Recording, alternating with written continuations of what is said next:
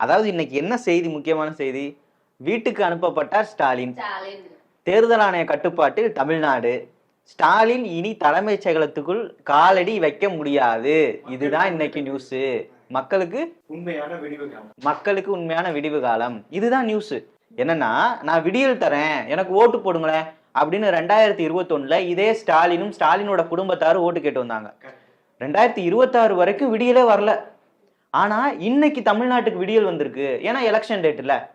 அப்ப நீங்க பாத்தீங்கன்னா அவங்க என்ன சொல்லியிருக்கிறாங்க, 30/3/2026 இந்த மாசம் 30ஆம் தேதி, மார்ச் 30ஆம் தேதி நாமினேஷன் தாக்கல் பண்ணலாம், வேட்புமனு தாக்கல் பண்ணலாம்.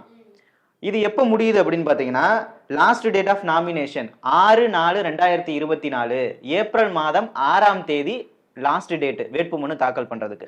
இதை நீங்க எப்ப திரும்பி வாங்கலாம், 7ஆம் தேதி ஏப்ரல் மாசம் 2026 இதுல நீங்க திரும்பி வாங்கிக்கலாம். இப்போ இவ்வளவுதான் இவங்க கொடுத்துருக்காங்க. இதுல என்ன விஷயம் வேற ஒண்ணு சொல்றாங்கன்னா, வாக்குப்பதிவு டேட்டு, எலெக்ஷன் டேட்டு. என்ன விஷயம்னா, அவரை அடிக்கணும்ல. ஏன்னா இவரு மக்கள் அடிச்சாரு, மக்களை கொடுமைப்படுத்தினாரு, எவ்வளவோ கொடுமைகளை சந்திச்சது தமிழ்நாடு.